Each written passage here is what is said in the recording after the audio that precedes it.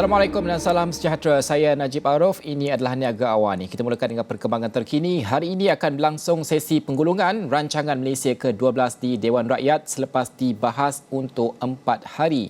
Seramai 106 ahli parlimen ambil bahagian dalam perbahasan selepas dibentang oleh Perdana Menteri pada 27 September lepas. Laporan kita bersama dengan wartawan Astro Awani, Umar Vati Ramayah yang berada di Dewan Rakyat pada ketika ini. Umar, teruskan saja. Terima kasih Najib. Ya benar Najib. Hari ini bermulanya sesi penggulungan rancangan Malaysia ke-12 oleh kementerian-kementerian selepas ia dibentangkan pada Parlimen pada 27 September yang lepas, dan seperti yang Najib maklumkan tadi, sebanyak 106 ahli Parlimen dari blok kerajaan juga dan pembangkang mengambil bahagian dalam sesi perbahasan yang berlangsung selama 4 hari, di mana ia juga dianggap Ketua Pembangkang Datuk Seri Anwar Ibrahim yang juga ahli Parlimen Port Dickson mengambil bahagian dalam sesi perbahasan itu, dan diikuti oleh ahli Parlimen Pekan Datuk Seri Najib Tun Razak dan juga ahli Parlimen Langkawi Tun Dr. Mahathir Mohamad.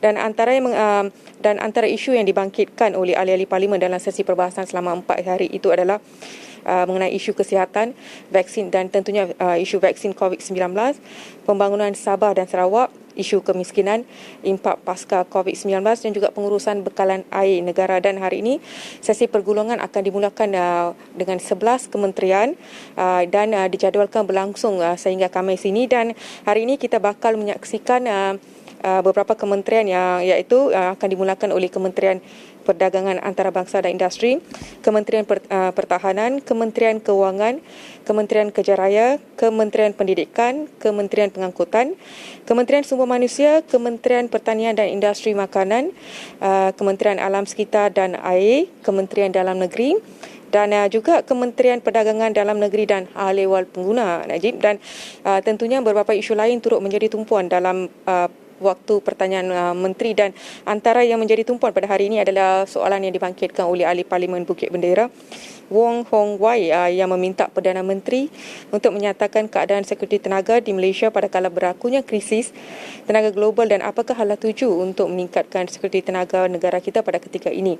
Dan antara soalan lain juga yang bakal dibangkitkan dalam sidang Parlimen hari ini adalah kepada Menteri Pelancongan Seni dan Budaya, dan soalan ini dibangkitkan oleh ahli Parlimen Kuala Krai Abdul Latif Abdul Rahman yang meminta kementerian untuk menyatakan cadangan untuk menetapkan paras siling Komisen Harga Jualan Bilik melalui OTA iaitu Online Travel Agent, dan juga kadar yang dikenakan pada ketika ini di mana sekitar 12 hingga 18% bagi setiap harga bilik mahal, dan dia dilihat membebankan bukan saja pengusaha hotel dan rumah tumpangan, malah orang ramai juga terutamanya pada musim pandemik ini, dan di mana kosnya meningkat.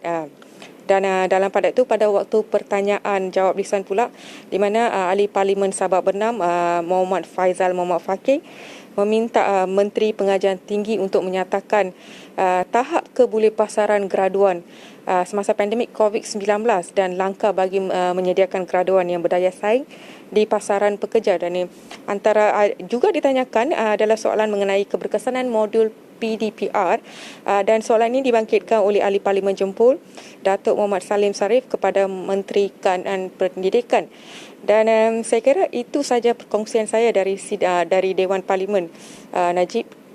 Baik Umar, terima kasih. Umar akan terus membawakan laporan dari masa ke masa dan juga kami akan rangkumkan di laman web kami astroawani.com.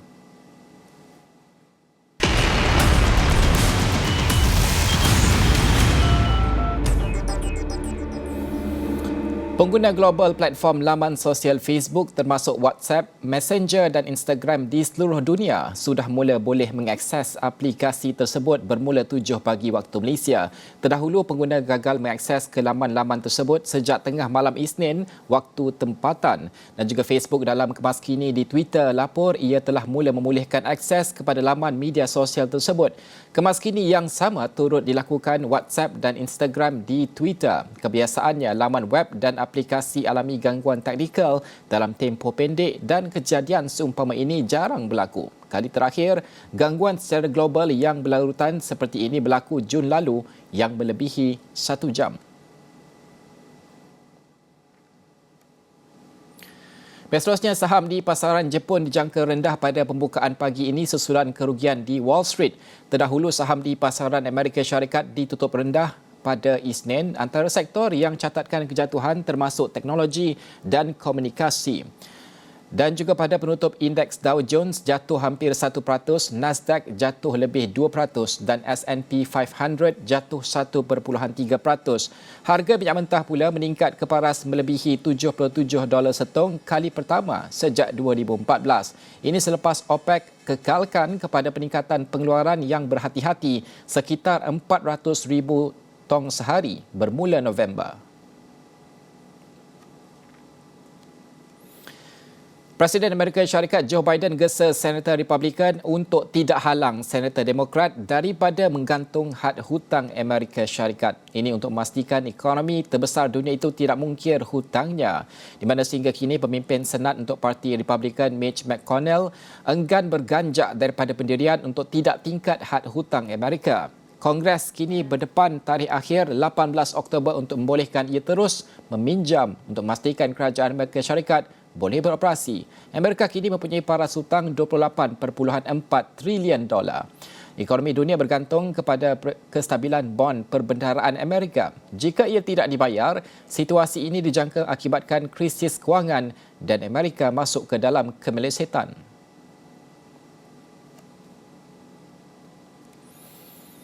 Kadar inflasi yang tinggi, pemotongan bantuan sosial dan pengangguran akibat pandemik COVID-19 telah memburukkan kehidupan penduduk miskin di Brazil. Akibat kos yang tinggi, peluang keluarga yang tinggal di kawasan setinggal semakin sukar untuk beli makanan. Dan juga dalam keadaan semasa ini, laporan di Associated Press dedahkan harga barangan seperti beras dan juga ayam telah meningkat dengan mendadak. Angka kerajaan Brazil menunjukkan 60% penduduk negara tersebut tidak mendapat makanan yang cukup akibat kesan COVID-19 kepada ekonomi. Tambah mereka sejak awal 2021, harga gas memasak meningkat dan mereka terpaksa menggunakan kayu api untuk memasak. Dengan musim sejuk yang semakin hampir, ada yang terpaksa berjimat kayu api dan makan makanan sejuk. 1 tong gas kini berharga sekitar 10% gaji minimum bulanan di Brazil. Menurut Persatuan Petroleum Kebangsaan, harga gas memasak meningkat 30% sejak awal tahun ini.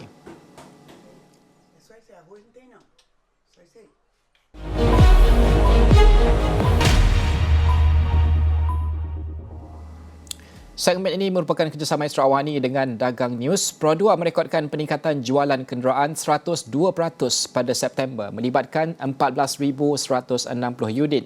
Ia berbanding 6,988 unit yang direkodkan pada bulan sebelumnya.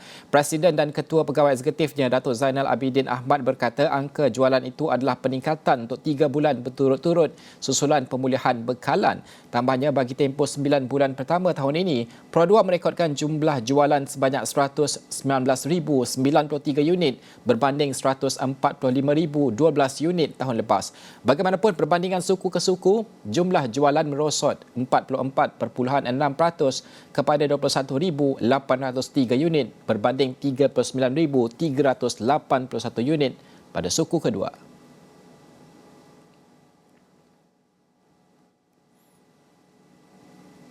Seterusnya, HSBC Malaysia melancarkan visa installment pilihan kredit baru untuk pengguna membayar secara ansuran tetap dalam jangka masa yang ditetapkan melibatkan pembelian terpilih.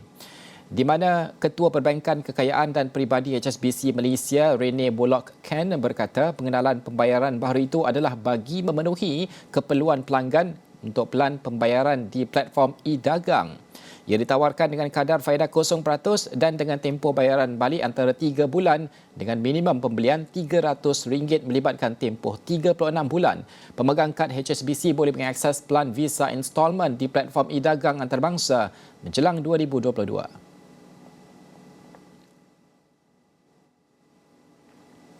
Sejumlah 40 juta ringgit nilai anggaran keseluruhan bakal disalurkan kepada 31,500 rakyat Malaysia menerusi pelbagai inisiatif sosial oleh 63 penerima Geran Padanan Impak Sosial atau SIM. Kesemua 63 perusahaan sosial tersebut menerima sokongan pembiayaan berjumlah 10 juta ringgit menerusi inisiatif yang diperkenalkan di bawah Pelan Jana Semula Ekonomi Negara atau Penjana. Pemangku Ketua Pegawai Eksekutif Magic, Amiruddin Abdul Syukur berkata pihaknya teruja untuk menyokong semua perusahaan sosial tersebut bagi menggandakan bantuan kewangan mereka menerusi geran padanan berkenaan. Geran SIM merupakan langkah kerajaan untuk membina semula mata pencarian komuniti menerusi perusahaan sosial dalam 5 bidang impak termasuk pelindungan persekitaran, keselamatan makanan, kesihatan dan kesejahteraan sosial.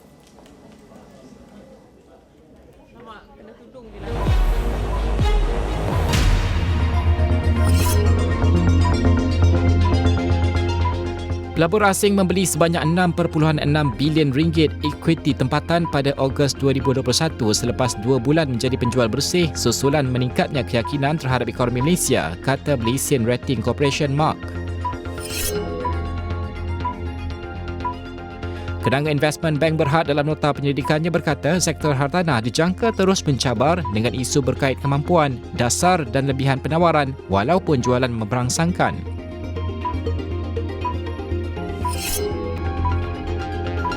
Penganalisis Kenanga Research Adrian Koch berkata paras inventory yang meningkat, permintaan yang beralih ke minyak kacang soya dan kebimbangan soal persekitaran sosial dan tabik urus dijangka menjadi risiko buat pemain industri sawit. Laporan penuh di saluran 501 dan extrawarning.com serta dagangnews.com.